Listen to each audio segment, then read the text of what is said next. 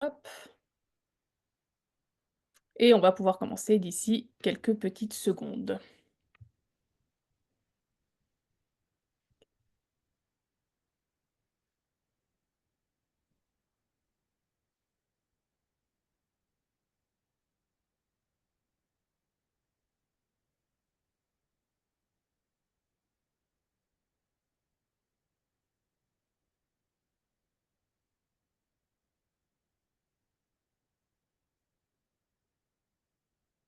OK. Bon, j'ai l'impression que le nombre de participants a l'air de se stabiliser. Je pense on va pouvoir commencer. Déjà, bienvenue à tous. Je vais me présenter rapidement pour ceux qui ne me connaisseraient pas forcément. Donc, je m'appelle Alice Barbier, je suis conseillère, en études à l'international pour le cabinet Study Experience et je suis spécialiste du Canada et la thématique d'aujourd'hui, ça va être, l'expatriation au Canada ou comment bien vous installer au Canada. On est accompagné aujourd'hui de Lydia Guérin, qui est conseillère en stratégie d'affaires internationale pour la Caisse Desjardins, qui va vous faire cette présentation aujourd'hui et qui va pouvoir traiter avec vous des thématiques sur tout ce qui va être banque et assurance au Canada, afin de pouvoir bien anticiper et bien préparer votre installation au Canada. Lydia, je te laisse te présenter tout simplement et reprendre la main afin de lancer la présentation. Eh bien, merci Alice, merci Studio Experience de nous accueillir ce soir pour ce webinaire en ligne justement sur comment bien préparer son expatriation au Canada avec le système financier et les assurances. Donc, je me présente, Lydia Guérin, j'habite en France, je travaille pour le Mouvement des Jardins donc depuis à peu près 7 ans et je suis conseillère en stratégie d'affaires et développement international donc pour l'Europe actuellement. Donc, j'ai travaillé chez Desjardins au Canada pendant 6 ans.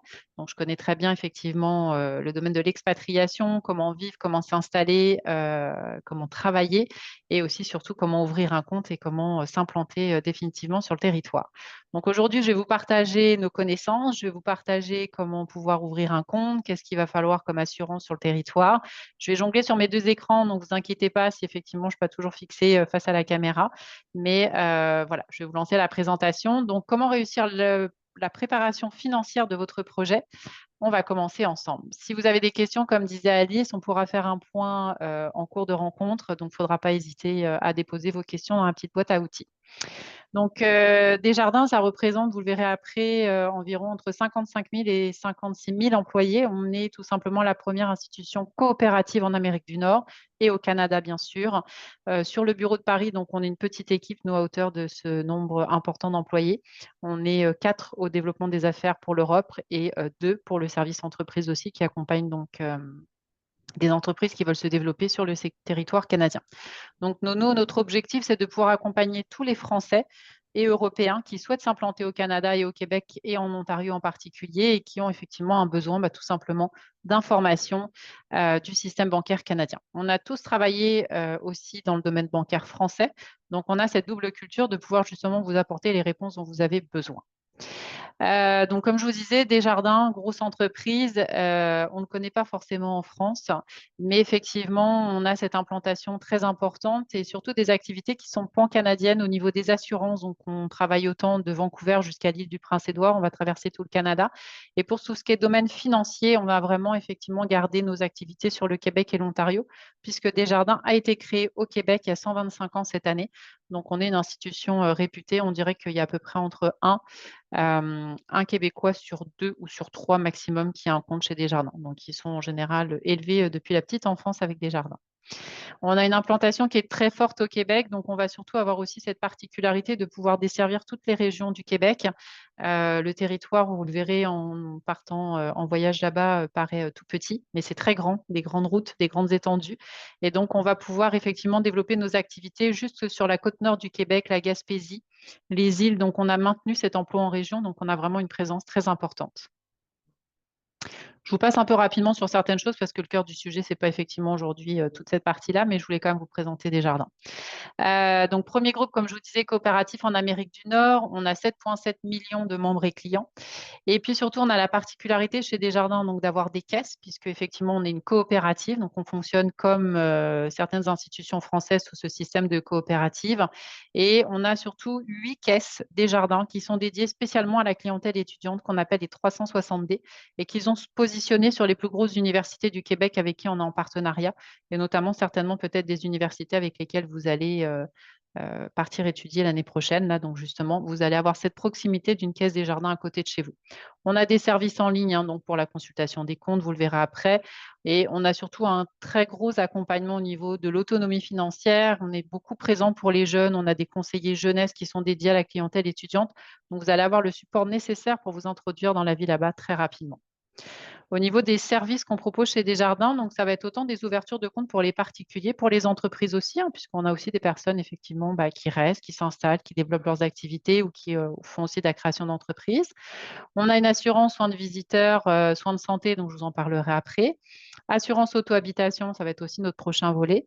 Assurance de personnes, donc c'est tout ce qui va être assurance invalidité, décès. En France, on irait plutôt sur cette partie-là.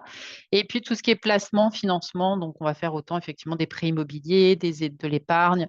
L'épargne, vous le verrez surtout quand vous arriverez sur place. On ne rentrera pas dans le détail forcément aujourd'hui. Si vous avez des questions, je pourrais y répondre. Mais les conseillers qui vont vous accueillir dans les caisses des jardins pourront vous parler épargne une fois votre arrivée. Mais on aura des solutions aussi pour vous accompagner et des outils mis à disposition en ligne pour la gestion du budget. Donc, cette petite planche-là, si vous souhaitez la prendre en photo, en fait, c'est tout simplement quels sont les principaux frais liés à l'installation au Canada. Donc, vous allez retrouver effectivement différents postes de dépenses qui sont similairement les mêmes qu'en France. Mais des fois, effectivement, comme c'est votre première expatriation, votre première indépendance, on va dire, seule sur le territoire, à l'étranger. Donc, je vous conseille de prendre effectivement un petit récapitulatif en photo si vous le souhaitez. Au niveau des assurances, donc on avait plusieurs postes de dépenses qui se présentaient à nous dans cette planche.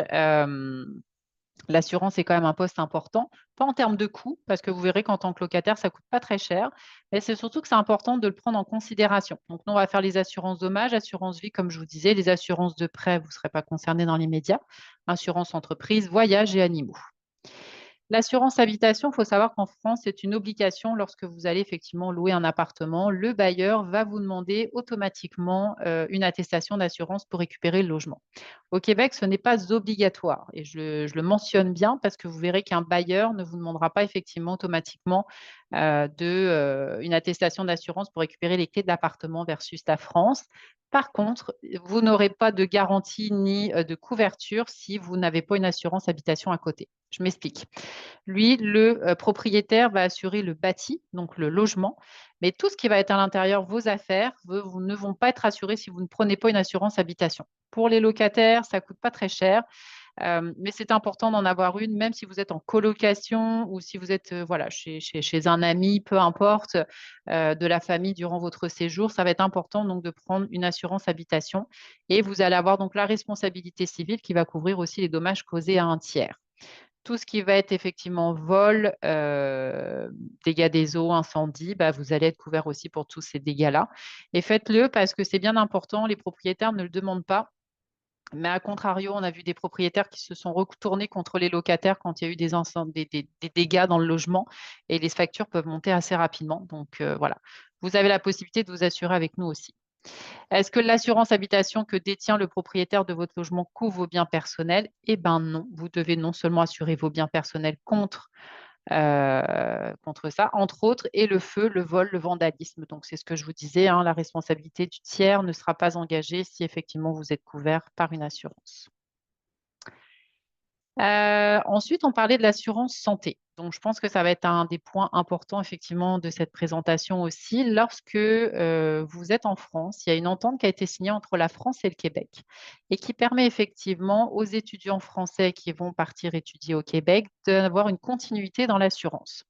Donc, c'est-à-dire qu'ici en France, vous allez avoir la sécurité sociale. Au Québec, vous allez bénéficier, donc une fois que vous allez arriver, de la RAMQ, du régime d'assurance maladie du Québec. Donc, c'est une petite carte jaune avec un soleil, un peu comme la carte vitale en France. Et cette carte-là va vous permettre de bénéficier de droits pour vous couvrir une fois sur place et être soigné. La seule chose, c'est que, premièrement, ça reste la sécurité sociale du Québec. Donc, c'est comme en France, il va falloir que vous ayez une mutuelle complémentaire pour venir couvrir les frais de santé complémentaires. Et pour en bénéficier, effectivement, il faut souscrire à une assurance. Donc, souvent, cette assurance-là, vous allez pouvoir la souscrire directement via l'université avec laquelle vous allez faire vos études. Ils ont des ententes et des partenariats avec des compagnies d'assurance, tout dépendamment où vous allez étudier. Alice sera à même de vous donner la liste. Moi, je ne la connais pas par cœur, mais je sais que Desjardins, en tout cas, a un bon nombre de partenariats avec des universités du Québec et on propose effectivement nos propres assurances. À côté de ça, au niveau effectivement de votre arrivée sur le territoire, il y a un document à demander à la sécurité sociale. Donc, il va être une obligation pour pouvoir faire votre demande auprès de la RAMQ et être pris en charge directement effectivement en arrivant. Mais le temps que le dossier s'ouvre, que les papiers administratifs se fassent, vous allez avoir comme un délai de 2 à 3 mois maximum. Chez Desjardins, on vous propose une assurance santé temporaire qui est maximum de 3 mois, qu'on vous propose de souscrire en une seule fois.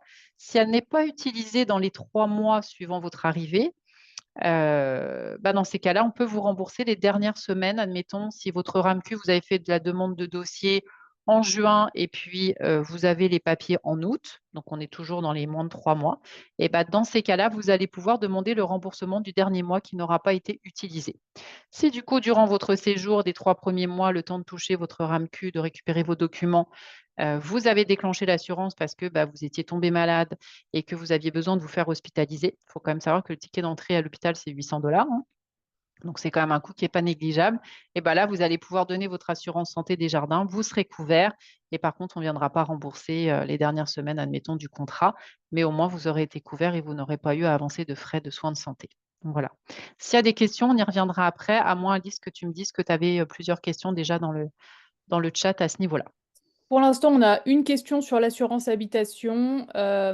Du coup, je propose qu'on y revienne en fin de présentation. Enfin, Ouais. comme si tu veux l'adresser dès maintenant, on peut. Sinon, on peut y Ah, revenir. allons-y. Vas-y, on va faire le bloc assurance. Pose-moi la question. Alors, du coup, la question était, est-ce qu'il faut une assurance habitation pour un logement qui va être sur un campus universitaire? Euh, et je pense, Hmm. je connais la personne qui a posé la question, ce serait tout particulièrement pour une université comme l'UQAM.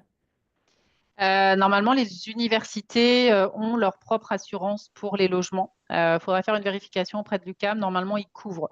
Quand c'est des locations ou des colocations, c'est important que vous soyez assuré. Quand c'est par l'UQAM, normalement, je pense qu'ils ont des assurances qui vous proposent sur le campus.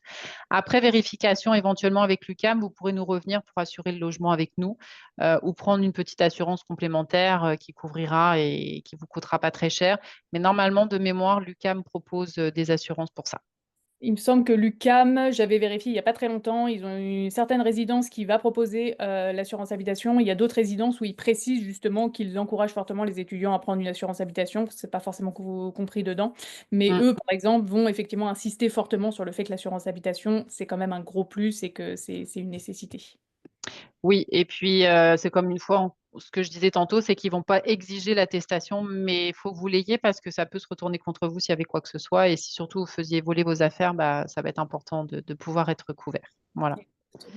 Je vois qu'il y a une autre question qui est peut-être en train Ouais, d'être posée, mais pour l'instant, j'ai pas encore le contenu ok. total du message. Du coup, je propose d'y revenir dès que la question entière sera posée. On la garde pour tantôt avec Ah, alors, plaisir. attends, Ah, bouge pas, elle il est y en a une qui arrivée. vient de tomber. Pour la RAMQ, même si on l'obtient à l'arrivée, doit-on prendre la CFE, c'est-à-dire la Caisse des Français de l'étranger?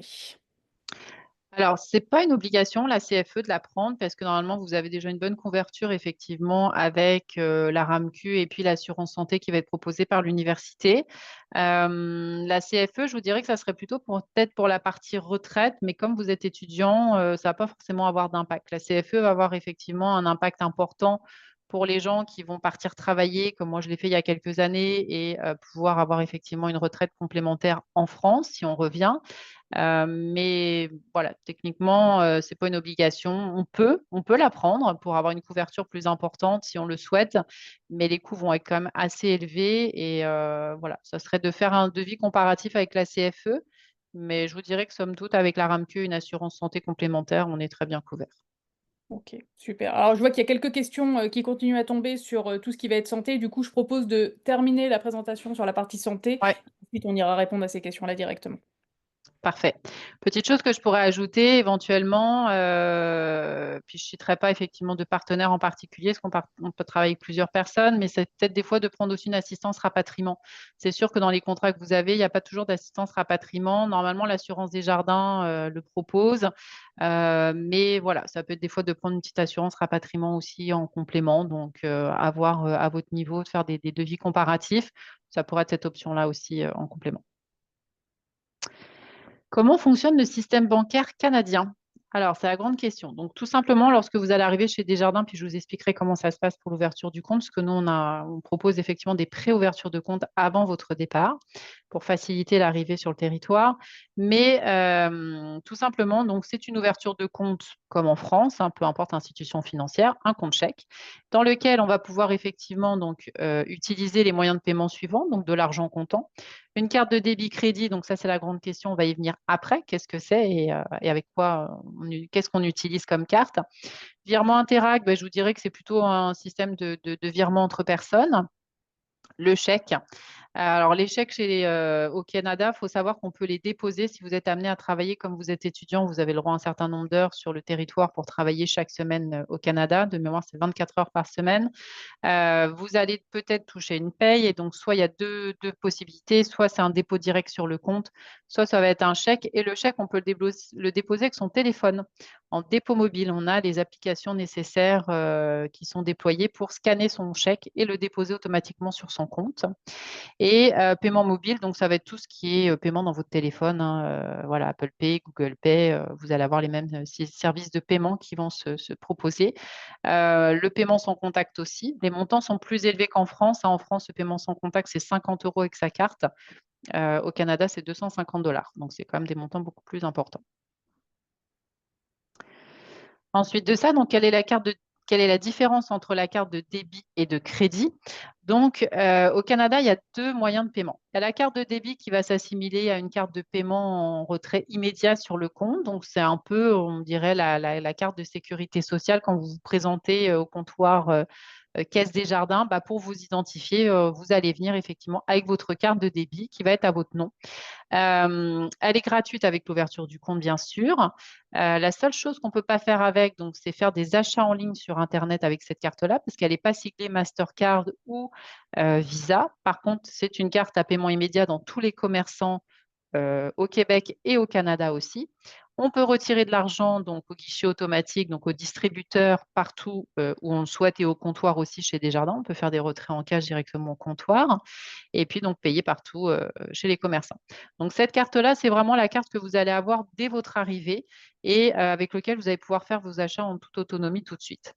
Ensuite de ça, vous avez la carte de crédit qui, elle, vous est commandée sous 5 à 7 jours ouvrables. Alors, si on a des étudiants qui sont mineurs, parce qu'on en a là peut-être qui obtiennent le bac et qui vont être mineurs et qui vont partir. Ils auront le 18 ans peut-être qu'au mois d'octobre ou en fin d'année. Sachez que la carte de crédit ne sera accessible qu'à partir de vos 18 ans. Donc au début, vous allez commencer avec la carte de débit, puis dans les semaines qui vont suivre, une fois que vous aurez vos 18 ans, vous aurez la possibilité de bénéficier de la carte de crédit. Donc, la carte de crédit, on l'assimile à une carte de crédit revolving en France. Donc, elle est siglée Visa ou Mastercard. C'est une réserve d'argent qu'on va vous donner, mettre à disposition. Le maximum pour un étudiant, c'est 500 $.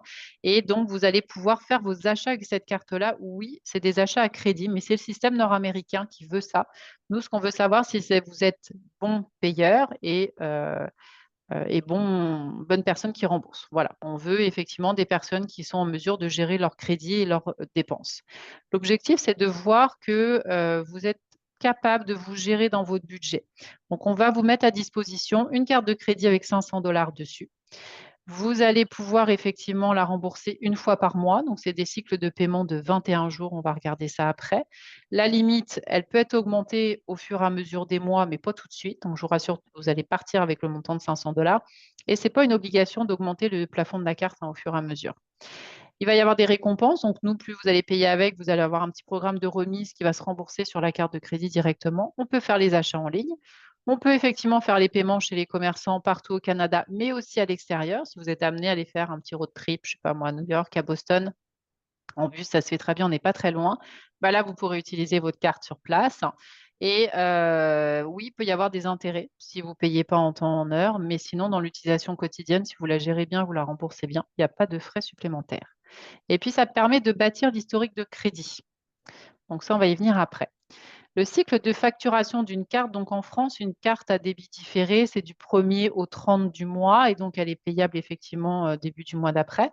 Au Canada, c'est des cycles de 21 jours. Donc on vous envoie une facturation. Charge à vous, vous avez un délai effectivement pour régler cette facturation-là. Et si vous payez dans les délais impartis, il n'y a pas de frais. Si par contre, vous êtes dans une passe difficile et donc vous ne pouvez pas rembourser l'intégralité de votre carte de crédit, vous avez un minimum d'échéance à payer. Alors, c'est 5% du montant qui a été utilisé sur le mois en cours. Et vous allez rembourser donc ce montant-là. Mais par contre, il y a un taux d'intérêt qui va se déclencher. On est quand même aux alentours de 20%. Donc, c'est plutôt conseillé de rembourser sa carte tous les mois. Plusieurs possibilités. Soit vous mettez un remboursement automatique de votre compte chèque sur la carte de crédit, donc elle va se rembourser toute seule directement. Ou moi, souvent, parce que j'ai beaucoup longtemps travaillé avec la clientèle jeunesse au Québec, c'est sinon de la rembourser aux 2 semaines. Souvent, quand on travaille et qu'on est étudiant, la paye tombe aux 2 semaines. Et souvent, ce que je leur disais, maîtrise son budget avec ça. Donc, dépense, paye tes choses du quotidien avec ta carte pendant ces 2 semaines-là. Ta paye arrive, tu la rembourses, tu repars à zéro. Et comme ça, il n'y a pas d'oubli de payer la carte ou quoi que ce soit. Donc, il y a deux méthodes. Soit je la rembourse moi-même, soit je fais un virement, soit je la rembourse aux 2 semaines quand j'ai ma paye. Donc, c'est ce que je vous disais tantôt, hein, automatiser le paiement 100% de votre facture de carte de crédit tous les mois. Ne retirez pas trop d'argent avec celle-ci, ce n'est pas fait pour, c'est plutôt la carte de débit. Vous pouvez le faire, mais par contre, il faudra rembourser l'argent que vous avez pris dessus assez rapidement et de faire un virement dans la foulée, sinon vous allez avoir des frais. C'est considéré comme une avance de fonds sur le prêt, en fait, et du coup, ce n'est pas forcément l'idéal et payer le montant total indiqué sur votre relevé mensuel. Donc, chaque mois, vous allez avoir votre édition de facturation. Vous payez bien le montant qui vous est donné. Et puis, on met à disposition sur Desjardins une application qui est très simple avec plusieurs onglets. Il ne faut pas hésiter à cliquer dessus, à aller voir combien je dois payer, le minimum que je dois rembourser. Tout est bien indiqué, les dates à laquelle je dois payer. Donc, c'est aussi de vous habituer à utiliser cette application qui est très simple. Honnêtement, ça se fait très, très bien. Qu'est-ce que le dossier de crédit? Donc souvent, je pose la question, mais là aujourd'hui, on est en webinaire, donc je vais vous donner la réponse assez rapidement. Le système nord-américain fait qu'on veut savoir si vous êtes effectivement donc un bon payeur, si vous êtes capable de gérer le crédit. Donc plus tôt vous allez arriver au Québec, plus tôt vous allez avoir une carte, plus tôt vous allez être autonome et plus tôt ça va vous permettre de rentrer dans le système québécois, le système nord-américain et de vous bâtir un dossier de crédit pour que si demain vous souhaitiez rester au Québec, vous installer, acheter une maison, acheter une voiture, financer d'autres projets, au moins vous allez avoir un dossier de crédit qui va vous permettre de bâtir cette historique et de savoir qui vous êtes. Est-ce que vous payez bien vos factures en temps et en heure? Est-ce que je gère bien mes choses? Donc, c'est un outil, hein, c'est un aperçu de vos antécédents de crédit et l'un des principaux outils que les prêteurs utilisent pour accepter ou pour refuser de vous consentir un prêt ou du crédit. Donc, c'est très important. Ensuite, une fois que le dossier va être ouvert, il y a une cote de crédit qui va se mettre en place. En général, le temps de se mettre en place, le temps d'utiliser la carte, vous comptez 5 à 6 mois. Et vous allez avoir ce qu'on appelle une cote, un pointage qui va se mettre en place avec un code couleur. Donc, vous allez commencer forcément ici dans le rouge et au fur et à mesure des mois, la cote va monter. Donc, je vous dirais que quand vous allez atteindre un score entre 650 et 700 points, 750, vous êtes des très bons gestionnaires de votre dossier. D'accord? Donc, vous ne stressez pas avec ça. Ça mettra du temps, virez pas fou. La cote se met à jour à peu près une fois par mois, donc n'allez pas consulter toutes les semaines non plus. Mais ça va être important de vous habituer à ça parce que plus le pointage va monter, et mieux ce sera pour vous. Ça va avoir aussi un impact pour certaines choses. C'est-à-dire que si demain vous voulez louer un appartement, changer de logement, il y a des bailleurs qui vont aller consulter le bureau de crédit pour vérifier si vous n'avez pas de loyer en retard. Pour des recherches d'emploi, moi je travaillais effectivement chez Desjardins dans le domaine bancaire pendant 6 ans. Quand je suis rentrée, ils ont consulté mon bureau de crédit. Ils voulaient voir si j'avais pas des retards de paiement, si j'étais mauvais gestionnaire. Donc, j'ai consenti à ce qu'ils consultent, mais ça fait peser partie de mon métier. Si je suis mauvaise gestionnaire, je ne peux pas forcément donner des bons conseils et gérer effectivement les dossiers des gens. Donc, mon dossier a été consulté pour le domaine bancaire. Les factures de téléphone, d'Internet, très important de les payer aussi dans les délais impartis. Pas de rejet. Alors, il peut y avoir des rejets de prélèvement, mais il n'y a pas de découvert au Québec sur un compte. Vous êtes à zéro, il n'y a plus de sous, il n'y a plus de sous. Par contre, on va rejeter. Donc, c'est important qu'il y ait toujours la somme sur votre compte. Pareil pour les assurances, ça peut être rejeté aussi. Donc, c'est important que vous ayez les sommes sur le compte parce que tout ça, ça va s'enregistrer à votre bureau de crédit. Et à l'inverse, ça peut faire baisser votre cote si effectivement vous ne respectez pas les délais impartis des paiements. Les deux organismes qui vont gérer votre bureau de crédit, il y en a deux au Canada, c'est TransUnion et Equifax. Et sur l'application Desjardins, vous allez pouvoir consulter votre bureau de crédit et donc suivre l'évolution de ce pointage-là. S'il y a des questions, ne vous inquiétez pas, on y reviendra après. Donc concrètement, avoir une bonne cote de crédit, ça veut dire faire toujours vos paiements à temps, hein, quel que soit le paiement que vous avez en prélèvement, soyez rigoureux et ayez une bonne gestion de vos comptes. Faire au moins le paiement minimum sur votre carte de crédit chaque mois, si vous ne la remboursez pas en totalité, mais habituez-vous à la rembourser en totalité ou aux 2 semaines dès que vous avez votre paye et que vous travaillez. Communiquez avec le prêteur, faites pas l'autruche. S'il y a vraiment quoi que ce soit, parlez-en avec vos parents, parlez-en avec votre conseiller. On a l'habitude, on trouve des solutions, mais surtout, faites pas l'autruche de ne pas en parler. C'est surtout pas la bonne stratégie à adopter. Et puis, ne pas sauter un paiement, effectivement, comme je vous disais tantôt, hein, quand il y a un paiement de facturation à faire, payez au moins le minimum, mais ne laissez pas traîner votre facturation, parce que sinon, ça remonte aussi à votre bureau de crédit, comme quoi vous êtes mauvais payeur. Comment gérer votre compte? Donc, on va mettre à votre disposition des services en ligne. Hein, donc, consulter le solde de ces comptes et de ces cartes de crédit, faire des virements entre vos comptes, entre personnes ou aussi à l'étranger. Donc, on en reviendra après pour au niveau des frais. Payer des factures. Donc, soit vous faites des prélèvements automatiques, soit vous payez vous-même vos factures. Il y a toujours un code de référence. On peut payer ces factures en ligne. C'est très simple. On peut aussi se rendre directement au comptoir des jardins les premiers temps si vous avez des inquiétudes, vous ne savez pas comment faire, on va vous expliquer comment payer vos factures en ligne. Et puis, vous pouvez aussi ouvrir des comptes épargne en ligne. Donc, vous verrez avec vos conseillers quand vous serez effectivement en caisse, que vous avez finalisé l'ouverture de votre compte. Il y a des sommes qui vont être déposées forcément assez importantes en arrivant. On va vous ouvrir des comptes épargne de façon à pouvoir mettre cet argent de côté et que l'argent ne reste pas sur votre compte directement. On a des outils de gestion du budget aussi. Vous pourrez taper sur le site Desjardins gestion du budget et vous pourrez mettre en place aussi des versements périodiques si vous travaillez et que vous voulez mettre de l'argent de côté. Voilà. Est-ce qu'on a des questions sur cette partie-là, Alice? On a quelques questions. On a eu à la fois quelques questions sur la partie santé, une ou deux, et des questions sur la partie bancaire. Est-ce que tu veux qu'on les traite maintenant? Eh ben, on y va. Comme ça, je passerai à l'offre de bienvenue après, puis on va répondre aux questions. Impec. Alors, du coup, on va repartir sur la partie santé. On Mhm. a deux questions là-dessus, deux, trois questions. La première, est-ce qu'il y a une assurance, une couverture assurance maladie avec l'université? Bah, c'est là, pour le coup, je peux y répondre. Oui, avec toutes les universités au Québec, vous avez automatiquement une assurance santé qui est comprise, qui passe parfois par Desjardins. Il y a une grande majorité des universités Mm. québécoises qui ont souscrit à une assurance santé avec Desjardins et qui la proposent aux étudiants internationaux. Pour certaines universités, c'est une autre caisse, un autre système d'assurance.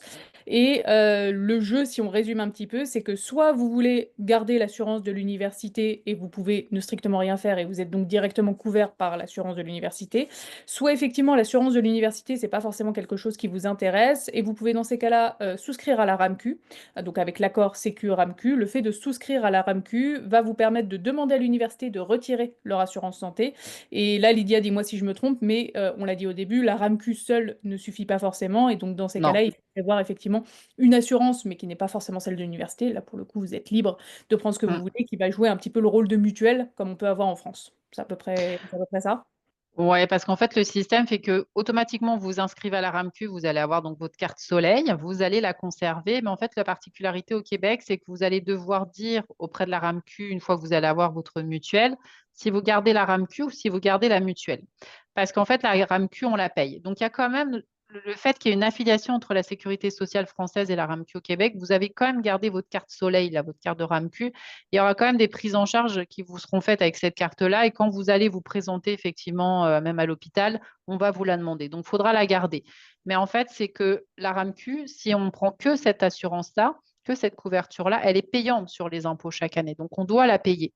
Donc, une fois qu'on a récupéré notre assurance santé, on va quand même garder notre petite carte soleil, mais on va appeler effectivement la RAMQ en leur disant, bah, ça y est, je suis inscrit à l'université, j'ai une assurance complémentaire, admettons donc Desjardins, et donc voilà, je voulais juste vous le signaler. Donc eux vont vous faire payer sur vos impôts, admettons, je ne sais pas moi, janvier, février, mars, avril, la RAMQ, et puis en avril, j'ai reçu mon assurance santé, bah du coup, vous allez reprendre vos paiements avec l'assurance santé. Donc, les impôts, ça se fait automatiquement, ne vous inquiétez pas pour ça, mais il faut juste leur communiquer les informations.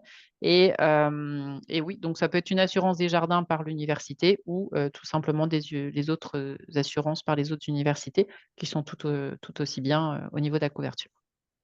Autre question, donc pour la Sécu, donc j'imagine la RAMQ au Mhm. Québec, peut-on prendre via son assurance française une assurance santé au premier euro qui vient en complément de la RAMQ? On pourrait, mais étant donné que les assurances santé sur place sont déjà conçues, en plus les universités négocient des tarifs de groupe, négocient effectivement les besoins en conséquence des assurances que vous allez avoir besoin sur place, je vous dirais que c'est mieux de prendre directement votre assurance sur place.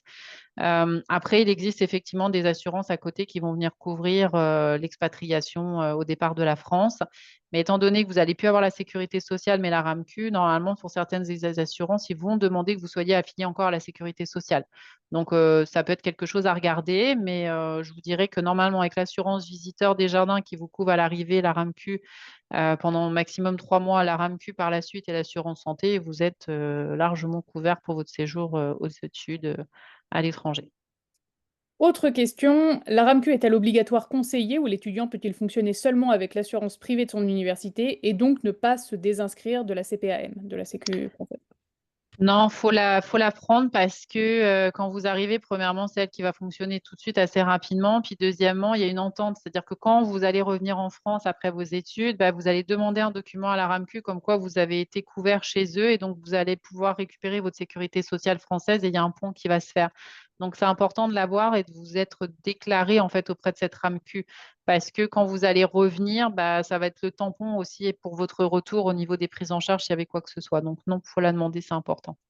Et donc la RAMQ, pour la demander, il faut, petite précision, il faut vous rapprocher de votre caisse d'assurance maladie en France. Et Mm. c'est un formulaire à remplir en ligne, faut leur demander directement. Et donc en fait, c'est ce qui permet de faire la liaison entre Sécu et RAMQ au Québec. Et donc c'est à voir directement avec votre caisse.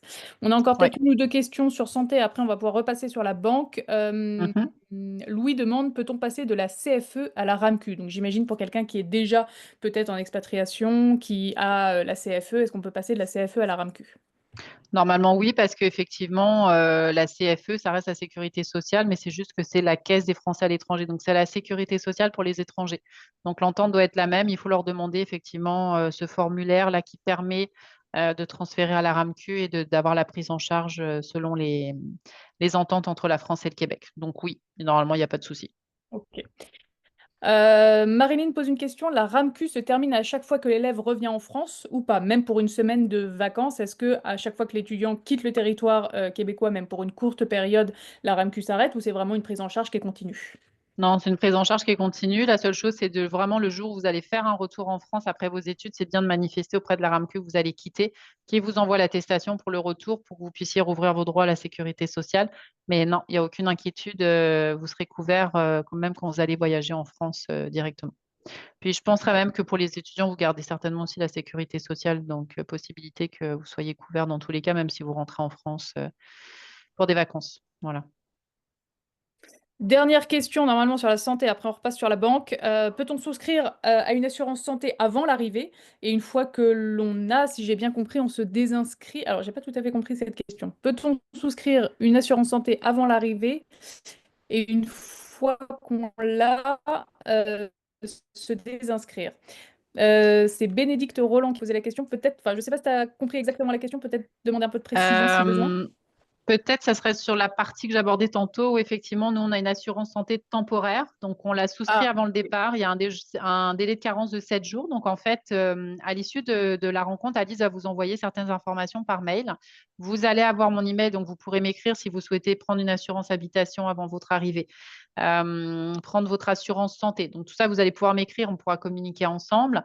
Et nous, on vous envoie en fait le numéro de téléphone de notre équipe assurance santé et vous pouvez même faire le devis en ligne directement, souscrire à l'assurance. La seule chose, c'est qu'en fait, cette assurance-là, obligatoirement, vous la prenez pour 3 mois. Comme je disais tantôt, si dans ces 3 mois-là, vous ne l'avez pas du tout utilisé et qu'au bout de 2 mois, vous recevez votre RAMQ, le dernier mois qui n'a pas été utilisé, on peut vous le rembourser. Par contre, si vous aviez pris l'assurance pour 3 mois, puis même au bout de 2 semaines, vous arrivez, vous avez besoin d'être hospitalisé, d'avoir des soins de santé, et que vous recevez votre AMQ au bout de 2 mois, on ne remboursera pas le dernier mois qui restait parce que l'assurance a été utilisée. Mais au moins, vous aurez été couvert et l'assurance aura servi à quelque chose. Mais c'est vraiment pour les gens qui ne vont pas l'utiliser. Du coup, effectivement, vous avez quand même cette possibilité-là. Et automatiquement, les souscrits pour 3 mois et vous avez accès en ligne au lien qu'on vous donne. Voilà. Du coup, je pense qu'on a quasiment terminé avec. Je vais repasser sur la banque. S'il y a de nouvelles questions sur d'autres thématiques qui Ouais. tombent, je les ferai après. Euh, Niveau banque, quel est l'avantage en comparaison avec un compte en ligne en France comme Boursorama où il n'y a pas de frais en cas de paiement en carte et de retrait d'argent? OK. Alors, souvent, effectivement, pour des étudiants qui vont partir pour un semestre d'échange, on ne va pas forcément vous conseiller d'ouvrir un compte chez Desjardins parce que souvent, c'est plus à partir de 6 mois sur le territoire. Donc, je vous dirais que si c'était un échange pour un trimestre universitaire, ça ne vaudrait pas forcément la peine. Le compte, effectivement, vous allez pouvoir utiliser votre compte Boursorama si vous le souhaitez. La seule chose, c'est que les prélèvements doivent être faits sur un compte en dollars canadiens. Si vous travaillez, vous allez devoir déposer votre compte sur un compte en dollars canadiens parce qu'un employeur au Québec n'acceptera pas de faire un dépôt de paye. D'ailleurs, comme un employeur français, si vous étiez, admettons, à l'inverse, il vous faut un compte dans la devise du pays. Et puis, ça va être surtout beaucoup plus pratique pour vous habituer à fonctionner sur place, à payer la carte de débit, la carte de crédit, faire vos prélèvements d'assurance, vos prélèvements de téléphone. Vous ne partez pas pour 3 mois, là, on part vraiment pour s'installer pour une durée d'études qui est minimum en général entre 24 mois, 36, voire des fois plus pour ceux qui vont rester pour le master. Donc, automatiquement, à l'université, vous allez partir au moins pour 3 ans. Donc, pour ces 3 années-là, il faut que vous fonctionnez avec un compte en dollars canadiens. Et puis, comme vous allez travailler, vous avez le droit jusqu'à 24 heures par semaine, bah, le dépôt de paye doit se faire sur un compte en dollars canadiens. Voilà. De toute façon, vous allez voir dans l'offre que je vais vous proposer après, le compte va être gratuit pour les étudiants. Donc, pas d'inquiétude. Impeccable. Une question, je pense que je peux répondre. Ma fille sera majeure à son arrivée. Elle ne peut prendre qu'une carte de débit ou peut-elle prendre une carte de crédit? Si elle est majeure, elle peut prendre une carte de crédit. Elle peut avoir Oui, les deux. Alice a bien suivi le webinaire. Si elle arrivait qu'elle était mineure et qu'il lui restait 2, 3 semaines, on lui commandera sa carte une fois qu'elle sera majeure. Ok, Et voilà. impeccable. Il y a Ayane qui nous demande quel est le plafond maximal pour un compte d'épargne. Ah, bah, le compte épargne intérêt élevé, qui est vraiment le compte classique, un peu comme un livret A, il n'y a pas de plafond en fait. Donc voilà, on peut en avoir plusieurs. En plus, c'est des comptes qu'on peut nommer. Moi, j'aimais beaucoup ça au Québec et les jeunes aussi, les étudiants avec qui je travaillais adoraient ça. C'est parce qu'on peut les nommer. Ah, admettons, ça peut être un pour projet voyage, un loyer, un billet d'avion, peu importe.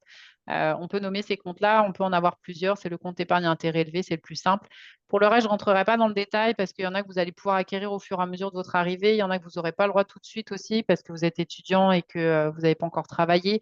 Donc, ça va dépendre. Mais le compte épargne intérêt élevé classique, il n'y a pas de plafond et on peut en avoir plusieurs. Voilà. Ok. Toujours sur, je reviens sur carte de débit, carte de crédit. Ouais. Est-ce que c'est possible pour un étudiant de n'avoir qu'une carte de débit? Si par exemple la famille ne veut pas que l'étudiant ait une carte de crédit parce que bah, voilà, gestion du budget Hmm. c'est parfois un peu compliqué. Est-ce que c'est possible? Est-ce que c'est pratique? Et même question qui revient Ouais. un petit peu après, par exemple, est-ce qu'on peut payer un Uber Eats avec une carte de débit? Oui, on pourrait, mais on ne pourra pas faire la commande en ligne parce que la carte de débit ne peut pas payer sur Internet. Donc, ça va être le Uber Eats quand il va arriver sur place. Mais par contre, je ne pourrais pas anticiper ma commande avant et payer avec la carte puisque la carte de débit ne paye pas en ligne, c'est ni Visa ni Mastercard. Donc, je vous dirais que ce n'est pas une obligation d'en avoir une, mais c'est fortement conseillé pour s'intégrer dans le système. Puis, en fait, à chaque fois que vous allez passer en caisse dans les magasins, on va vous demander débit ou crédit. Donc, automatiquement, bah, vous allez avoir ce réflexe de dire, OK, bah, là, je prends ma débit sans débit média ou sur le compte, ou alors je prends ma crédit et je sais que dans 21 jours, maxi, il faut que je paye, faut que je rembourse ma carte. Donc, c'est vraiment s'habituer au fonctionnement du pays. Puis, de toute façon, l'étudiant ne pourra pas dépasser plus que 500 dollars. Donc, dans tous les cas, le maximum qu'il pourra s'entêter, c'est 500. Et puis, si vous voulez avoir une bonne cote de crédit, bah, le but, c'est pas d'utiliser les 500 dollars maximum chaque mois non plus. C'est plutôt d'en utiliser au maximum 70-75% du montant qui vous est prêté. Donc, ça veut dire que vous n'êtes pas un surconsommateur au maximum de ce qu'on vous prête, mais vous avez une bonne gestion. Donc, des fois, ça peut être que 150, 200, mais au maximum, je vous dirais 350, 400 dollars par mois d'utilisation sur la carte, ça serait le gros max. Puis pour un étudiant, je vous dirais que c'est pas mal déjà. Ok, super. Autre question sur la banque. Sans carte de crédit, aucun achat en ligne possible. Donc oui, si le compte Mhm. chèque, le jeune a donc deux comptes, chèque et crédit, peut-on mettre un prélèvement automatique de l'un à l'autre? Alors en fait, il va avoir vraiment son compte chèque d'un côté, puis la carte de crédit, elle va apparaître en fait quand vous sur l'application, admettons, de votre banque, quand vous allez dans Mes comptes, bah, vous allez retrouver votre compte chèque, votre compte épargne, puis là, vous aurez une ligne avec la carte de crédit, avec le montant que vous avez à rembourser. Et oui, effectivement, on peut faire un virement automatique. Alors, on peut demander un prélèvement automatique de la carte sur le compte et elle viendra se rembourser toute seule. Ou après, on peut s'habituer à faire les virements nous-mêmes entre les comptes. Donc, on fait virement entre comptes, on prend du compte chèque et on envoie l'argent sur la carte de crédit. Voilà. Toujours sur ces thématiques, est-ce qu'on peut avoir un compte épargne qui rapporte des intérêts, mais avec de l'argent disponible non bloqué, comme en France? On peut avoir de l'argent sur le livret A et faire des virements sur le compte courant pour des dépenses quand on en a besoin. Oui, c'est le compte épargne intérêt élevé. Effectivement, c'est celui que je disais tantôt. C'est le plus simple classique là, que vous allez avoir dès votre arrivée. On peut en avoir plusieurs. Il n'est pas bloqué et on fait des virements comme on le souhaite en fonction de ses besoins. On a un petit plus qui s'appelle Mon projet aussi qui existe. Donc lui qui a un virement, qui a un je dirais pas un PEL, mais on va dire que la somme va être bloquée. C'est-à-dire que c'est vous qui allez définir le montant que vous voulez épargner et puis il y a un virement automatique qui va se mettre en place dessus et on ne peut pas y avoir accès, y toucher tous les mois. Donc, ça permet de se faire une petite cagnotte de côté sans se dire que je vais aller piocher dedans. On peut éventuellement mettre en place ce type de projet. Vous pouvez y souscrire en ligne. Et puis, si vraiment après, il y avait un coup dur, bah, on peut arrêter le projet en fait à n'importe quel moment. Il n'y a aucun impact. Donc, on a quand même deux petites solutions d'épargne qui sont très sympas et puis qui s'utilisent simplement, comme en France. Voilà. Ok. Impec. Alors, j'ai encore quelques questions sur la banque. Ouais. Alors, quelle est l'utilité de la carte de débit versus carte de crédit? La carte de débit, c'est un paiement immédiat sur le compte. C'est vraiment votre carte du quotidien, on va dire, pour vous identifier si vous allez à la banque et puis pour payer effectivement un petit peu partout, mais comme la carte de crédit. Normalement, les dépenses quotidiennes se font vraiment majoritairement avec la carte de crédit parce que du coup, ça permet de constituer le bureau de crédit, de montrer que vous faites vos achats du quotidien avec. Alors, ça va être le ticket de bus, le café au Starbucks, admettons. Bon, j'ai pas d'action chez Starbucks, mais le café le matin, ça peut être effectivement vos courses, vos restos, vos repas du midi, vos achats scolaires, peu importe. Donc, je vous dirais, faites-les plutôt avec la carte de crédit. Mais si à un moment donné, vous avez de la difficulté à gérer ça, bah, utilisez votre carte de débit. Donc, les deux viennent en complément de toute façon. Voilà. Impec. On a une dernière question sur la banque et après on va Mhm. repartir sur deux, trois questions sur la santé. OK. Dernière question banque, peut-on verser sur le compte épargne de l'argent liquide? Est-ce qu'on peut déposer de l'argent liquide sur le compte épargne? Oui, on peut, mais c'est toujours mieux de passer ça par votre compte chèque. Et une fois que c'est déposé sur le compte chèque, on fait le virement. Normalement, le mieux, c'est le dépôt sur le compte chèque et après le transfert sur le livret d'épargne. Ok, Donc, super. on Et donc pourrait. là, on va repartir rapidement. On n'en a que trois questions sur la santé. Emmanuel dit, il me semblait que si l'on prenait l'assurance privée de l'école, donc l'assurance santé de l'école, l'assurance internationale, Mhm. cela nous permettait de conserver l'assurance maladie en France lors de courts séjours, alors que si l'on opte pour la RAMQ, on ne peut plus bénéficier de l'assurance maladie en France. Alors, c'est possible. Je ne connais pas toutes les spécificités. Je vous dirais qu'il faudra peut-être voir au niveau de la sécurité sociale, mais somme toute, en fait, la RAMQ va vous couvrir aussi. Moi, j'ai des étudiants qui m'ont dit qu'ils avaient gardé les deux et ça a fonctionné. Donc, c'est-à-dire qu'ils ont eu la Sécu, ils l'avaient toujours et puis ils sont plus souples pour les étudiants. Nous, c'est différent parce que nous, quand on est parti en expatriation en 2017, on est parti en résidence permanente. On n'avait pas du tout le même statut. Et pour ce statut-là, la résidence permanente, c'est comme si on était citoyen canadien. Donc, en fait, on a fait table rase de ce qu'on avait en France et donc on est reparti vraiment à zéro au Canada. Et donc, on est parti effectivement avec la RAMQ, les assurances. Donc, il y a des personnes, il y a des étudiants qui arrivent à garder les deux. Mais vous pouvez appeler la sécurité sociale, ils ont l'habitude, ils ont plein d'étudiants qui partent chaque année, là, posez-leur la question. Mais la RAMQ, souvent, va vous la demander, en fait, votre carte soleil, quand vous allez vous présenter pour des soins médicaux, en plus de la sécurité sociale, enfin de l'assurance que vous allez avoir avec l'université. Donc, je vous dirais que c'est quand même mieux d'avoir les deux. Mais après, voilà, c'est propre à chacun. Je peux apporter une petite réponse aussi là-dessus. Normalement, en fait, il y a une continuité de prise en charge qui se fait entre la RAMQ et la Sécu. Donc, quand bien même vous Mm, n'êtes plus techniquement sur la Sécu, la RAMQ va prendre le relais. C'est vrai qu'effectivement, parfois, il y a des étudiants qui gardent, je saurais pas expliquer pourquoi, c'est les méandres de la Sécu française. Il y a des étudiants qui arrivent à garder effectivement leur Sécu française et ils ont la RAMQ. Et donc, dans ces cas-là, ils peuvent jongler entre les deux. Mais traditionnellement, en fait, comme il y a un mm, accord de réciprocité entre les deux, même si on n'a plus la Sécu française, la RAMQ RAMQ va venir couvrir en fait les soins français quand on est sur des courts séjours en France. Donc en toute logique, il y a Ouais. une continuité et il n'y a pas de délai de carence qui est censé arriver. C'est l'un des points forts de cette entente, c'est que contrairement à quelqu'un qui n'aurait plus la Sécu, qui la redemande en France, et là il y a un délai de carence de 3 mois, normalement là il n'y a pas de délai de carence. Ouais. Nous, c'est ce qu'on avait eu effectivement quand on est rentré. On a eu un délai de carence de 3 mois. Mais voilà, comme on dit, il y en a qui passent à la trappe, donc vous allez pouvoir peut-être garder les deux. Une question un peu similaire, mais je ne sais pas s'il y a un point à apporter en complément auquel tu penses. Lors du retour en France pour les vacances, comment est-on assuré en santé? Bah, ça va être la RAMQ qui va couvrir s'il y avait des soins d'hospitalisation, quoi que ce soit. Après, vous restez français, donc normalement, le système français fait que vous serez toujours pris en charge dans tous les cas. Donc, en plus, vous êtes étudiant, donc en général, voilà, vous avez été rattaché sur la feuille fiscale de vos parents. Donc, je ne penserais pas qu'il y ait d'enjeu majeur. Normalement, il y a la couverture se suit dans un sens et dans l'autre. Voilà. Comme quand vous voyagez, un peu comme une carte européenne, en fait, ça prend en charge. Un peu le même principe. Exactement. Bénédicte Roland qui demande, pouvez-vous repréciser s'il faut cumuler RAMQ et assurance privée ou la deuxième se substitue à la RAMQ? Est-ce que la La RAMQ seule... deuxième, ouais, bah, la deuxième va se substituer à la RAMQ, mais quand vous arrivez, vous allez devoir ouvrir vos droits à la RAMQ. Et après, effectivement, déclencher l'assurance santé normalement dans l'ordre des choses, c'est plutôt ça. Parce que la carte soleil, finalement, vous allez quand même la garder, comme je disais tantôt, hein, elle va rester sur vous, avec vous. Donc, elle fait office d'ailleurs de pièce d'identité aussi, la carte de la RAMQ, il faut le savoir. À défaut, versus la carte de sécurité sociale française, qui a une photo dessus et tout, donc elle peut faire office de pièce d'identité. Donc oui, vous allez garder les deux, mais c'est un peu complexe comme système. Mais en gros, l'assurance santé va majoritairement se substituer à la RAMQ. Ouais. Ouais. Question d'Amaury, du coup, faut-il garder une assurance complémentaire en France pendant le retour des vacances? Ça, techniquement, j'aurais tendance à dire oui, parce que sinon, on est couvert que Ouais. de les montants de la Sécu, en fait, qui va couvrir, par Mm. exemple, 60% de telle chose, peut-être 80% de telle chose. Donc, c'est vrai que garder une complémentaire, ça permet d'avoir des remboursements qui sont vraiment à jour, pour le coup. Faut voir des fois avec l'assurance santé des parents, si vous avez des contrats entreprises au niveau des parents, peut-être voir s'ils acceptent d'extensionner le contrat, le temps de l'étude des enfants et vu le fait qu'ils vont être à l'étranger, est-ce qu'ils vont pouvoir avoir quand même une couverture en France?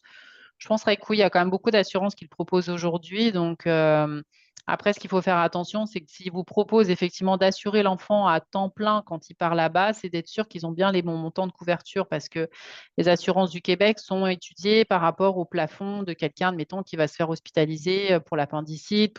Voilà, c'est des choses bêtes, mais les montants des assurances vont couvrir en fonction des enjeux de santé qu'on peut avoir sur le territoire, c'est calculé pour, alors qu'en France, l'assurance, je ne sais pas moi, X ou Y de la compagnie où on travaille en tant que parent, bah, va peut-être pas la réalité des montants précis aussi de ce qui va être demandé si on est hospitalisé.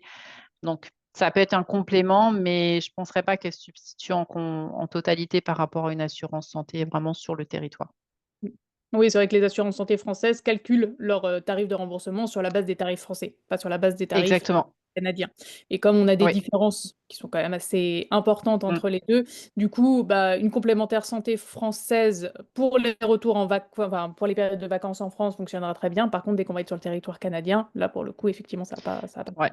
Parce que juste de rentrer à l'hôpital parce voilà, on est malade et on a besoin de consulter, c'est 800 $. Donc, si vous n'avez pas effectivement les couvertures nécessaires au Québec, vous allez avancer 800 $. Parce qu'il y a des assurances, même si on est assuré avec son assurance française, c'est bien, mais souvent, ils vont vous demander d'avancer les frais sur place et après, c'est vous, vous allez être remboursé. Bah, le ticket d'entrée à l'hôpital, c'est 800 $. Donc, vous allez devoir les avancer. Alors que là, effectivement, RAMQ, assurance de l'université, bah, vous n'aurez pas avancé les frais. Donc, c'est pas négligeable quand même. Ça peut aller vite, hein. Il y a une question alors qui reprend quelque chose qu'on a dit en amont, mais ça permet de réinsister dessus. Pardon, je reviens sur la santé, mais je n'ai pas compris si notre enfant peut garder une affiliation à la sécurité sociale française pour quand il rentre en France, notamment l'été. Du coup, ça va dépendre un petit peu à quelle sauce vous allez être mangé par la sécurité sociale française. Soit effectivement, ils vont vous garder automatiquement la Sécu et vous Mm. aurez la RAMQ, et dans ces cas-là, ça fonctionne très bien. Sinon, en fait, c'est la RAMQ qui va prendre le relais sur la sécurité sociale française, puisqu'il y a un accord de réciprocité entre les deux. Donc, en fait, c'est la RAMQ qui va couvrir couvrir les frais sur la période où l'enfant est en France. Si jamais vous passez par les assurances, bah, c'est notamment le cas des assurances Desjardins qui fonctionnent avec UCAM, UDM, etc.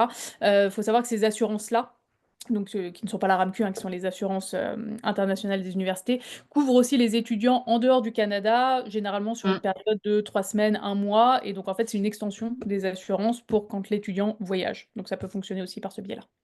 Oui, parce que s'ils partent, c'est comme une assurance française, hein, si vous partez à l'étranger, effectivement, vous allez être couvert. Donc, voilà, vous partez en voyage 3 semaines, je sais pas moi, au Costa Rica, bah, vous serez couvert. Bah, là, c'est pareil, les assurances vont couvrir aussi pour le voyage aux États-Unis ou un week-end. Parce qu'il faut penser aussi, effectivement, c'est quand ils vont sortir du territoire, parce que, bon, en tant qu'étudiants, ils vont peut-être aussi avoir envie de découvrir autre chose à côté. Même si, voilà, en ce moment, il se passe des choses aux États-Unis, mais un petit week-end à Boston ou à New York en autobus, c'est 6 heures de nuit, donc c'est sûr qu'ils vont y aller à un moment donné. Ce serait dommage de ne pas y aller d'ailleurs. Mais, et voilà, et donc il faut qu'ils soient couverts avec des bonnes assurances, donc c'est important effectivement qu'ils soient couverts. Et puis il faut savoir quand même qu'il y a des assurances et des assistances il y a des assistances sur la carte de crédit aussi, hein, ça reste Visa et Mastercard, hein, donc il y a une assistance, hein, rapatriement et tout. Ouais. Voilà. J'ai deux questions complémentaires sur la banque, du coup. Ouais. Peut-on ouvrir le compte et demander une carte de crédit avant d'arriver au Québec? Eh ben, ça va être notre dernier point. Donc, on va l'aborder ensemble. Voilà. Puis la dernière Et question, c'est quoi? autre question, il y en a une nouvelle qui s'est posée, mais je pense que ça va être la slide 5 qu'on va avoir juste là, donc Ouais. sur l'offre de bienvenue. Comment pouvons-nous ouvrir un compte en avance chez Desjardins? Donc ça, on va pouvoir y Mhm. répondre maintenant. C'est parfait. Il y a une dernière question qui a été posée. Philippe qui dit, je suis désolé, mais je n'ai toujours pas compris si la RAMQ était obligatoire ou si l'assurance proposée par l'université pouvait s'y substituer. Techniquement, l'assurance de l'université peut se substituer à la RAMQ, c'est-à-dire qu'avec Ouais. l'assurance de l'université seule, vous êtes couvert, enfin l'étudiant est couvert pour ses frais de santé, etc. C'est simplement que le système, enfin le fait de souscrire à la RAMQ facilite grandement les choses, notamment sur une installation, on va dire, long terme. Si c'est un étudiant qui va partir 6 mois en échange, pour moi, ça suffit amplement de prendre l'assurance qui va être Ouais. proposée par l'université. Si on part 3, 4 ans, 5 ans, c'est vrai que prendre la RAMQ, c'est quand même plus pratique, même si la liaison RAMQ-CQ, ça peut être, il faut être patient avec la sécurité sociale française parce que ça peut être un peu long à mettre en Mm. place, mais une fois que c'est mis en place, ça facilite grandement les choses. Après, moi, je ne sais pas ce que tu en penses, mais j'ai des étudiants qui font ça, qui vont par exemple faire la première année avec l'assurance de l'université, voir un petit peu comment ça se passe, si ça leur convient très bien. Et si jamais ils se rendent compte que non, bon, finalement, c'est pas tip top, qu'ils prennent la RAMQ une fois qu'ils sont sur place pour leur 2e année d'études, par exemple. Ouais, puis moi je le vois bien. Alors je suis jamais rentrée dans le détail, hein, mais nous quand on était là-bas en résidence permanente, on s'est aperçu aussi que des fois quand on passait à la pharmacie, oui il y avait la mutuelle, donc l'assurance santé privée des jardins qui remboursait, mais à côté des fois la RAMQ prenait en charge aussi une partie, surtout par exemple pour mes enfants aussi. Donc des fois c'est un petit pourcentage. Donc bon, normalement, je dirais qu'il faut avoir les deux, parce que dans tous les cas, la RAMQ, il y a un pont qui se fait automatiquement, donc ça serait dommage de ne pas y adhérer. Et puis l'assurance santé, bah, parce que c'est la mutuelle, c'est la complémentaire. Donc voilà. Les deux sont ensemble. Puis souvent, la RAMQ, on va vous la demander pour tout un tas de choses. Dans le quotidien aussi, des fois, on va vous demander cette carte-là. Donc prenez-la, je veux dire, ça coûte rien. C'est une jolie petite carte avec un soleil, une belle photo. Mais elle peut vraiment vous faciliter l'existence aussi pour plein de choses. Donc en fait, c'est d'embarquer dans le système quand on est à l'étranger, qu'on part. C'est pas comme si on partait 6 mois, comme disait Alice, on part vraiment pour s'installer pour au minimum 3 ans. Donc, il faut effectivement faire les choses, on va dire, un peu dans les règles de l'art et s'implanter dans le système pour qu'on comprenne comment ça fonctionne et être bien couvert à tous les niveaux et profiter de toutes les choses qui vous sont offertes tout simplement aussi, de ces accords qu'on a la chance d'avoir entre ces deux pays. Donc voilà. Ouais. Si on résume, en gros, soit vous prenez la RAMQ et vous prenez une assurance complémentaire qui peut être celle de Mm. l'université ou une autre. Pour le coup, vous êtes totalement libre d'aller choisir l'assurance que vous voulez. Soit vous ne voulez pas tout de suite de la RAMQ et dans ces cas-là, vous êtes de toute façon Ouais, obligé en tant qu'étudiant international de rester avec l'assurance qui est proposée par votre université. En gros, c'est un peu oui, le récap global. Juste dernière c'est ça. question. Alors ça, je ne sais pas si on peut vraiment y répondre. Pour demander la RAMQ, à partir de quand suggérez-vous de demander le document à la Sécu française? J'ai envie de dire assez tôt. Alors, je vous dirais un bon 2 mois avant de partir parce que je pense qu'il y a déjà quasiment un mois de délai pour recevoir les documents. Il faut savoir que la sécurité sociale est quand même un petit peu plus longue dans ses démarches administratives que la RAMQ. La RAMQ est quand même assez efficace. Donc, je vous dirais que comptez un bon 2 mois avant de partir. Là, donc, comme on va pas mal tomber dans le rush de l'été, appelez peut-être là mai, juin déjà pour savoir à peu près les délais et puis lancer votre demande au moins un bon mois avant le départ parce que voilà, le temps de le recevoir, des fois, ça peut être un peu long. Donc, moi, je m'y prendrai un bon 2 mois en avance. Ouais. Dernière question de Louis, et ça, je vais pouvoir y répondre. Ensuite, on passe à l'offre de bienvenue. Est-ce que l'assurance de l'université couvre ALD? Ça, il faut voir bah, contrat d'assurance par contrat d'assurance. Vous pouvez contacter votre université pour qu'ils vous envoient le fascicule d'assurance qu'ils ont et vous verrez effectivement tout ce qui est couvert et tout ce qui n'est pas couvert pour voir si ça peut Mm. vous convenir. Mais ça, c'est vraiment propre à chaque université. Généralement, les contrats d'assurance, vous pouvez les retrouver dans la partie internationale du site de l'université. Souvent, ils sont directement téléchargeables. Sinon, n'hésitez pas à contacter le service international de l'université pour qu'il vous envoie toutes les informations, vous regardez le contrat, vous regardez ce qui est couvert et vous pourrez voir effectivement si ça vous convient ou si vous avez besoin de prendre quelque chose de complémentaire pour couvrir certains points. Je te laisse avancer sur l'offre de bienvenue. Merci. Puis il faut savoir que les services internationaux pour les étudiants dans les universités du Québec, ils ont l'habitude d'accueillir des milliers chaque année d'étudiants internationaux, donc ils sont très rodés. Il y a une très grosse prise en charge et un accueil qui est vraiment génial. Donc, je sais que ça tracasse souvent plus les parents que les étudiants, mais rassurez-vous, vous allez avoir des belles prises en charge. Puis je vous parle en connaissance de cause parce que j'ai étudié aussi à HEC Montréal pendant 2 ans, donc je connais les services, je connais les études, comment fonctionne le service universitaire là-bas, donc il va y avoir un encadrement pour les étudiants qui va être génial.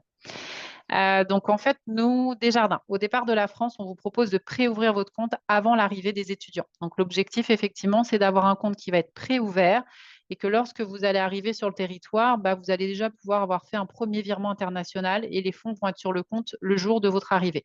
Je vous explique. À l'issue de la rencontre avec Alice, donc, vous allez recevoir par mail sous 24 à 48 heures un formulaire Desjardins qui va vous récapituler les différentes étapes d'ouverture du compte. Donc, vous allez avoir un lien pour compléter un formulaire de 6 pages en ligne. Donc, vous inquiétez pas, c'est normal. On va vous demander tout un tas d'informations qui va partir après ce formulaire-là directement à notre service des nouveaux arrivants à Montréal, puisqu'il faut savoir qu'on a une très, très grosse équipe pour accueillir les nouveaux arrivants à Montréal. Et donc, ils vont préouvrir votre compte avec les informations que vous allez avoir mis dans ce formulaire-là. La partie la plus importante, c'est qu'ils vont vous demander en fait une adresse, un code postal au Québec. Et donc, vous allez pouvoir soit mettre le code postal d'un ami, de l'université, d'un logement Airbnb si vous l'avez déjà trouvé, puisqu'en fait, nous, on n'envoie aucun document avant votre arrivée. Donc, il n'y a aucun impact à ce niveau-là. On veut juste un code postal et une adresse. Donc, souvent, ce qu'on préconise, c'est de mettre l'adresse de l'université. Comme ça sera plus simple pour vous. Voilà, tout simplement. Donc, vous allez remplir ce formulaire de 6 pages qui va partir dans nos équipes sous 48 à 72 heures, parce qu'on a mis 24 à 48 heures, mais on est plutôt sur 48 à 72 heures. Vous allez recevoir un mail du service des nouveaux arrivants vous informant de la préouverture du compte avec votre numéro de compte canadien et un formulaire qui ça va s'appeler le transfert de fonds à recevoir. C'est l'équivalent d'un RIB international avec les coordonnées bancaires pour faire un virement. Donc, sachant que les étudiants, là, vous allez rentrer au mois de septembre, vous installez au mois d'août, je vous dirais qu'au plus tard, d'ici 15 jours, là, 3 semaines maximum, faites l'ouverture de votre compte en ligne. Pourquoi? Parce qu'il y a quand même un délai effectivement pour le traitement de tout ça et que souvent on préconise l'ouverture du compte 2 à 3 mois avant le départ et de faire votre premier virement parce que vous aurez le droit à un virement international. Donc, faites pas un test à 100 dollars. Envoyez la somme dont vous allez avoir besoin. Mais le virement doit se faire un mois avant le départ. Parce qu'il y a un délai de traitement de 15 jours et que nous, derrière, si on doit vous fournir une attestation pour passer l'immigration avec la preuve des fonds sur votre compte, il faut qu'on ait les délais nécessaires et qu'on ait reçu les fonds sur le compte. Donc, je récapitule. Vous complétez le formulaire de 6 pages. 48 à 72 heures après, vous allez recevoir un mail des nouveaux arrivants qui vont donc vous envoyer les documents nécessaires pour faire votre virement international un mois avant le départ. Et vous allez pouvoir effectivement aussi donc bénéficier d'un mail qui va vous permettre de prendre rendez-vous dès votre arrivée au Québec. Donc, en fait, dizaine de jours avant votre départ, vous allez recevoir un mail et on va vous demander de choisir un rendez-vous. Donc, souvent à J+1 ou +2, une fois que vous êtes descendu de l'avion, vous avez passé l'immigration, J+1 ou +2, vous allez pouvoir vous asseoir dans une caisse des jardins face à un conseiller, finaliser l'ouverture du compte donc avec ces documents-là, passeport, permis. Alors, le numéro d'identification fiscale, on va vous le demander, c'est le numéro qui est sur le rapport d'impôt, hein, le numéro d'identification fiscale, et le permis d'études que vous aurez validé à l'immigration. Voilà. C'est à peu près les étapes. Ensuite de ça, au niveau des frais. Donc, vous allez voir, les étudiants vont avoir un compte qui va être je vais y revenir après. 100% gratuit durant toute la durée de leurs études. Donc, tout à l'heure, on parlait effectivement pour Sorama, compte gratuit en ligne, oui. Mais nous, le compte va être gratuit sur toute la durée des études. Vous allez avoir la carte de crédit gratuite, qui n'est pas forcément accessible dès son arrivée, mais là, vous allez l'avoir, la carte de débit. Et donc, le compte va être avec un forfait transactionnel illimité. Donc, c'est quand même très pratique pour les étudiants. Et ça, sur toute la durée de leurs études, que ça soit les 3 années d'université pour le bac jusqu'au master, tout sera gratuit durant toute la durée. Les seuls frais que vous allez avoir à payer, c'est les 15 dollars de frais à réception du virement international. Donc, à chaque fois qu'il y aura un virement international qui sera fait sur le compte, nous, on prendra 15 dollars de frais. C'est les seuls frais que nous, on va prendre sur toute la procédure. Donc, tout le reste sera gratuit. On a l'habitude, on accueille des étrangers du monde entier. Et par contre, ce qu'il faudra prendre en considération, c'est que vous allez devoir effectivement, à l'émission de votre virement, vous allez avoir les frais de votre banque. Ça, il faut le prendre en considération. Donc, des fois, c'est forfaitaire. Des fois, effectivement, ça va être en fonction du montant que vous envoyez. Et puis, il y aura le taux de change aussi, hein, qui va s'appliquer au départ de votre virement et effectuer le transfert de fonds en dollars canadiens directement. Ça sera mieux. Comme ça, tout de suite, vous allez savoir, ils vont vous donner le taux de change et vous allez avoir directement le montant qui va partir et qui arrivera en dollars canadiens. Voilà. Puis comme je vous disais, les documents à fournir, bah, ça va être le numéro de compte, reçu par mail, le passeport, visa, permis d'études, numéro d'assurance sociale. Donc ça, vous allez en faire la demande. Ah oui, parce que ce qui est important, c'est que pourquoi vous inscrire à la RAMQ, c'est que vous allez avoir un numéro d'assurance sociale aussi. Ça, c'est important. C'est comme votre numéro de sécurité sociale, mais là-bas, le numéro d'assurance sociale va servir aussi à la déclaration pour le rapport d'impôt quand on travaille. Donc, c'est important, en fait, ce numéro-là. Et il va s'acquérir uniquement que lorsqu'on va faire sa demande de carte d'assurance maladie. Donc, c'est important de le faire. Et puis, numéro d'identification officielle, c'est parce qu'il y a des ententes fiscales entre la France et le Québec aussi pour les rapports d'impôt. Donc, c'est important d'avoir ce numéro-là qui est sur votre rapport d'impôt. Donc, prenez une copie avec vous quand vous allez partir. Il y a une rapide question au Oui, sujet de ce numéro-là. Pour le numéro d'identification fiscale, est-ce qu'on donne celui du parent référent de l'étudiant pour un étudiant oui. qui ne paye pas d'impôt ou quoi que ce soit? Enfin, quel est le numéro qu'on va renseigner dans ce cas de figure? Bah, mettez le numéro du déclarant numéro 1, c'est-à-dire souvent c'est le papa, hein, donc, Mm. ou la maman si effectivement, bah, voilà, peu importe la condition de famille, mais mettez le déclarant numéro 1, ramenez, faites une copie, au pire ils vont vous le demander, mais mettez le numéro 1 dans ces cas-là du déclarant. Super. Voilà, et bien écoutez, ça clôture effectivement notre rencontre d'aujourd'hui. Donc, si vous avez des questions, donc je récapitule, Alice va vous envoyer effectivement un formulaire sur lequel vous allez avoir accès en ligne directement à notre formulaire d'ouverture de compte. Vous pouvez aussi le scanner ici avec le QR code, hein, directement. Donc, vous allez faire la demande d'ouverture en ligne en complétant le formulaire. Vous allez pouvoir récupérer des informations de la préouverture 48-72 heures après. Ensuite de ça, vous allez pouvoir faire votre virement international un mois avant le départ. Vous aurez les coordonnées du service des nouveaux arrivants aussi. Donc, vous allez pouvoir les contacter si vous aviez besoin par mail d'une attestation de preuve de fonds pour passer l'immigration, ce qui vous est demandé aussi. Et puis, s'il y a des questions, elle vous mettra aussi, Alice, dans le mail, donc mes coordonnées pour m'écrire directement. Je pourrais aussi vous envoyer le lien donc, pour l'assurance santé si vous avez besoin effectivement avant votre départ pour prendre l'assurance soins de santé. Donc, il y a un délai de carence de 7 jours, hein, donc mettez-la bien en amont avant de partir. Et puis, si vous avez déjà trouvé le logement avant l'arrivée, eh ben, c'est pareil, vous pouvez m'envoyer les informations. Je vous enverrai, vous m'écrivez un petit mail, je vous enverrai les informations du service assurance chez nous et ils vont prendre contact avec vous. Donc, voilà, je vous enverrai un petit mail, des informations que j'ai à collecter et après, ils vont pouvoir assurer votre logement directement à distance. Donc, quand vous arrivez, vous débarquez de l'avion, le compte est ouvert, pré-ouvert, puisque vous avez finalisé en rendez-vous. Et puis, vous aurez accès directement à votre contrat d'assurance habitation. Le logement sera couvert aussi. Voilà. Est-ce qu'on a encore Impeccable. des questions, Alice? On en a une dernière. Ça va être la dernière. Alors, les virements de la France sur le compte de l'élève pendant ses études est payant? Point d'interrogation. Je ne suis pas sûre d'avoir compris. C'est un frais fixe ou un pourcentage? Par exemple, 5 000 euros. Mhm. Alors, bah, la banque va prendre soit un forfait fixe, soit un pourcentage. Donc là, ça va être à voir avec votre banque. Le taux de change, bah, lui, ça va être le taux de change du jour, hein, qui sera appliqué à ce moment-là. Et puis nous, au Québec, on prendra toujours 15 dollars de frais à réception puisque c'est un virement international. Il y a des recherches, des vérifications et on applique le transfert sur le bon compte. Donc nous, on prendra toujours 15 dollars à réception pour le virement. Souvent, ce que je préconise dans les virements internationaux comme ça pour les étudiants, c'est des virements au trimestre. Faites pas des virements tous les mois, sinon ça va vous coûter quand même assez cher. Mais soit au trimestre, soit aux 6 mois par rapport à la session qu'ils vont avoir aussi. Et puis de toute façon, on va leur ouvrir des comptes épargne. Donc après, l'argent, ils peuvent le transférer sur un compte épargne et gérer au fur et à mesure.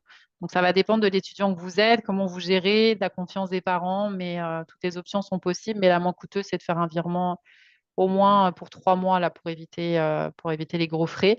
Et le fait de faire un virement important avant votre arrivée, ben, les parents et vous, là, vous allez pouvoir avoir accès tout de suite à un compte en dollars canadiens, faire les achats nécessaires dès la première semaine d'installation avec la carte en dollars canadiens en débit immédiat sur le compte. Donc comme ça, au moins, ça va être plus simple pour l'arrivée sur le territoire et l'installation. Voilà. Impeccable, super. Bah, écoute, je pense qu'on a répondu à toutes les questions. Je ne vois plus de questions qui tombent. Du coup, bah, comme disait Lydia, effectivement, donc, cette session-là, elle a été enregistrée. Donc, dès que je vais avoir accès au replay, je vais pouvoir vous l'envoyer pour que vous puissiez y réaccéder. Et dans le mail que je vous enverrai donc bah, le formulaire pour l'ouverture du compte, le contact de Lydia et de la Caisse des Jardins de manière générale si vous avez des questions, ce qui vous Mm. permettra effectivement bah, voilà, de lancer un petit peu toutes ces démarches et bah, ouverture du compte à faire effectivement là dans les semaines qui viennent si vous voulez le faire avec Desjardins. Comme ça vous permet d'assurer d'avoir un compte bah, voilà, qui est bien ouvert, qui fonctionne bien dès votre arrivée sur le territoire québécois.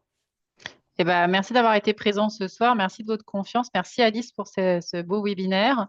Et puis, si vous avez des questions, donc vous aurez mon mail et on pourra même faire des rendez-vous en visio aussi pour les parents ou les étudiants qui auront des questions complémentaires là. Donc, n'hésitez pas. Merci beaucoup en tout cas. Impeccable. Merci Lydia pour ta confiance, merci pour ton temps, merci à vous tous d'avoir voilà, nous avoir suivis pendant ce webinaire et je reviens très rapidement vers vous avec bah, toutes les informations par email et je vous souhaite une très bonne soirée. Merci, excellente soirée à tous. Au revoir. Merci, au revoir.